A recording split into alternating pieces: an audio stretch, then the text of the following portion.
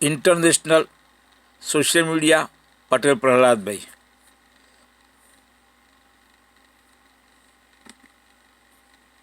Vladimir Putin ने कई मुश्किल शर्तें सामने रख दी हैं।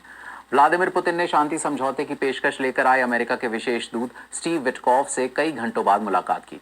यूक्रेन तो रूस के साथ 30 दिनों के शुरुआती संघर्ष विराम के प्रस्ताव पर राजी हो गया था, मगर पुतिन ने शर्तें रखी हैं कि यूक्रेन को और सैन्य मदद ना दी जाए, यूक्रेनी सेना में नई भर्ती ना की जाए और कुर्स्क में मौजूद यूक्रेनी सैनिक सरेंडर करें। उन्होंने अमेरिकी प्रस्ताव पर और क्या कहा, आइए देखते हैं। हम एक दूसरे के खिलाफ हमले रोकने के प्रस्ताव से सहमत तो हैं, लेकिन ऐसा तभी होना चाहिए जब इससे लंबे वक्त तक शांति रहे और इस संकट के मूल कारणों का निदान किया जाए। और इस पर अमेरिकी राष्ट्रपति डोनाल्ड ट्रंप ने कुछ ये कहा। A lot of the details of a final agreement have actually been discussed.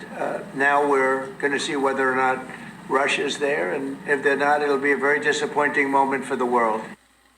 वहीं वोलोदिमीर ज़ेलेंस्की ने कहा कि पुतिन यूक्रेनियों की जान लेना जारी रखना चाहते हैं। इस बीच बीबीसी संवाददाता जॉनथन बील पूर्वी यूक्रेन पहुंचे और वहां तैनात यूक्रेनी सैनिकों से सीज फायर की संभावनाओं पर बात की। उनकी इस रिपोर्ट के कुछ हिस्से आपको परेशान कर सकते हैं। भले ही युद्ध विराम पर बातचीत हो रही हो, लेकिन पूर्वी यूक्रेन की हकीकत कुछ ऐसी है। घायल सैनिकों की तादाद लगातार बढ़ रही है। जो गंभीर रूप से घायल नहीं हैं, उन्हें बस से अस्पताल ले जाया जा रहा है। एक बार में कुछ दर्जन सैनिक ही ले जाए जाते हैं। इनमें से ज्यादातर उस पोक्रोव्स्क शहर की रक्षा के लिए लड़ रहे थे, जिसे रूसी सेना ने घेरा हुआ है। ये चोटें इस बड़ी समस्या का सिर्फ छोटा सा हिस्सा हैं। कुछ ही हैं जिन्हें जल्द संघर्ष विराम होने की उम्मीद है। वो हर रोज हम पर हमले कर रहे हैं। मुझे नहीं लगता कि युद्ध विराम होगा। मैं पहले ही अपने कई दोस्तों को खो चुका हूँ।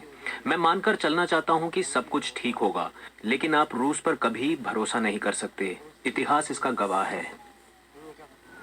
सैनिकों को निकालने का ये अभियान एक दिन में कई बार चलाना पड़ता है।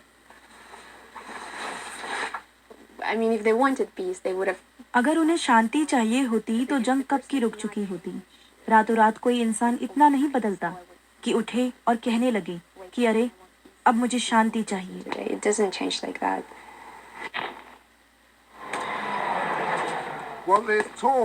तो जहां एक और शांति समझौते से जुड़ी बातचीत हो रही है, वहीं यूक्रेनी सैनिक अब भी जंग की तैयारी में जुटे हैं।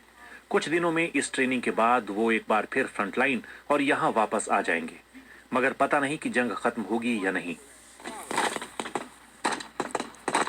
पर यूक्रेन के लिए एक अच्छी बात यह है कि अब उसे अमेरिका का समर्थन मिला हुआ है।